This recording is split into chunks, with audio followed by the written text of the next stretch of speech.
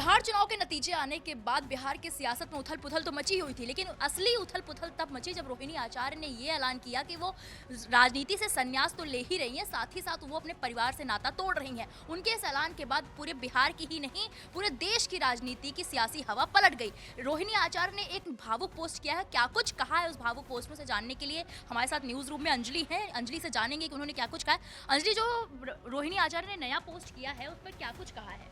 बिल्कुल, दरअसल वो कल से ही ट्वीट पे लगातार पोस्ट कर रही हैं, लेकिन उनका जो लेटेस्ट आप जिसकी बात कर रही हैं पहले उसके बारे में बता देते हैं।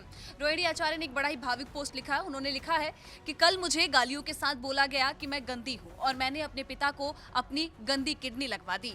करोड़ों रुपए लिए, टिकट लिया, तब ये किडनी लगवाई है। सभी बेटी बहन जो शादीशुदा हैं, मैं उनको बोलूंगी कि जब आपके मायके में कोई बेटा भाई हो तो भूलकर भी अपने भगवान रूपी पिता को नहीं बचाए। उन्होंने आगे लिखा है कि अपने भाई और उस घर के बेटे को ही बोले कि वो अपनी या फिर अपने किसी हरियाणवी दोस्त की किडनी लगवा दे। सभी बहन बेटियां अपना घर परिवार देखें, अपने माता पिता की परवाह किए बिना ही अपने बच्चे, अपना काम, अपना ससुराल देखें, सिर्फ अपने बारे में सोचें। मुझसे तो ये बड़ा गुनाह हो गया कि मैंने अपने न ससुराल से अनुमति ली, अपने भगवान और अपने पिता को बचाने के लिए वो कर दिया जिसे आज गंदा बता दिया गया है। आप सब मेरे जैसी गलती कभी ना करें। साथ ही उन्होंने ये कहा है कि किसी भी घर में रोहिणी जैसी बेटी ना हो। ये भावुक पोस्ट उनकी ओर से किया गया, लेकिन यहाँ पे जिक्र योग बात यहाँ पे ये है दीपिका कि इन्होंने यहाँ पे जो बात कही है कि एक तो गंदी किडनी लगवाने की बात कही, दूसरा इन्होंने जिक्र किया कि अगर आपके घर में कोई बेटा हो, कोई भाई हो, तो उससे कहिए कि या तो वो अपनी किडनी लगवा दे या तो अपने हरियाणवी दोस्त की किडनी। यहाँ पर दरअसल उन्होंने संजय यादव पे तंज कसा है, क्योंकि संजय यादव हरियाणा से आते हैं और इस पर उन्होंने संजय यादव और ये तमाम चीजें जो चल रही है बिहार की राजनीति में, इसका जो पूरा आरोप है, हालांकि उन्होंने अपने ऊपर लिया है लेकिन संजय यादव पर ही आरोप लगाएगा, क्योंकि उन्होंने कहा कि मुझे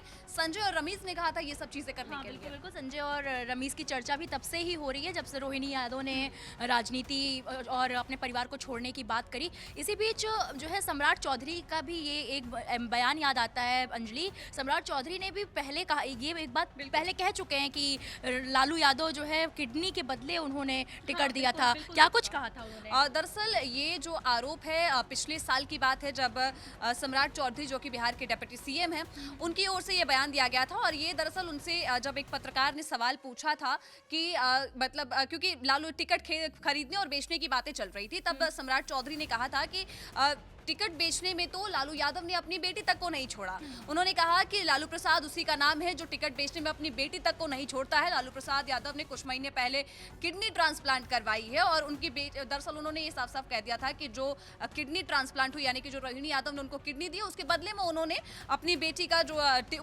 को टिकट दिया। दरअसल उस समय रोहिणी के सारण से जो उम्मीदवार बनाए जाने की चर्चाएं चल रही थी, उस दौरान का ये बयान है जिसका आप जिक्र कर रही हैं। ऐसे नेता है जो टिकट बेचने में माहिर खिलाड़ी है, और लालू जी तो अब अपनी बेटी तक को नहीं छोड़े, पहले किडनी लिए तब टिकट दिया। यही है लालू यादव जी का परिचय।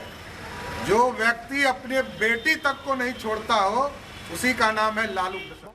लेकिन फिलहाल दीपिका, जो ट्वीट लगातार सामने आ रहे हैं, क्योंकि अभी जिस ट्वीट की हमने बात की उन्होंने लिखा, और उससे ठीक पहले का जो है 1-2 घंटे पहले की बात है जब उन्होंने ये ट्वीट किया कि कल एक बेटी, एक बहन, एक शादीशुदा महिला, एक माँ को जलील किया गया, गंदी गालियां दी गई, मारने के लिए चप्पल उठाया गया। मैंने अपने आत्मसम्मान से समझौता नहीं किया, सच का समर्पण नहीं किया, सिर्फ और सिर्फ इस वजह से मुझे बेइज्जती झेलनी पड़ी। कल एक बेटी मजबूरी में अपने रोते हुए माँ बाप, बहनों को छोड़ आई, मुझे मेरा मायका छुड़वाया गया है, मुझे अनाथ बना दिया गया। आप सब मेरे रास्ते कभी ना चले, किसी घर में रोहिणी जैसी बेटी बहन पैदा ना हो। यानी कि यहाँ पर वो ये कह रही हैं कि वो अपने माता पिता को रोते हुए छोड़ के आई हैं, लेकिन उनसे उनका का छुड़वाया गया है। तो अगर हम पूरा ये जो निकल के सामने आ रहा है, निचोड़ सामने आ रहा है, ये कहीं ना कहीं सीधे सीधे तौर पे संजय यादव जिस तरीके से रोहिणी आचार्य आरोप लगा रही है। और इस बीच सबसे बड़ी बात जो देखने वाली है दीपिका, कि कल से ये पूरी राजनीति में भूचाल मचा हुआ है, लेकिन तेजस्वी यादव की ओर से एक भी ट्वीट नहीं आया है। हालांकि अगर हम जब बात करते हैं तेज प्रताप यादव की, तेज प्रताप यादव जो है अपनी बहन का खुलकर समर्थन करते हैं, क्योंकि जो राजनीति छोड़ने की बात हुई है दीपिका,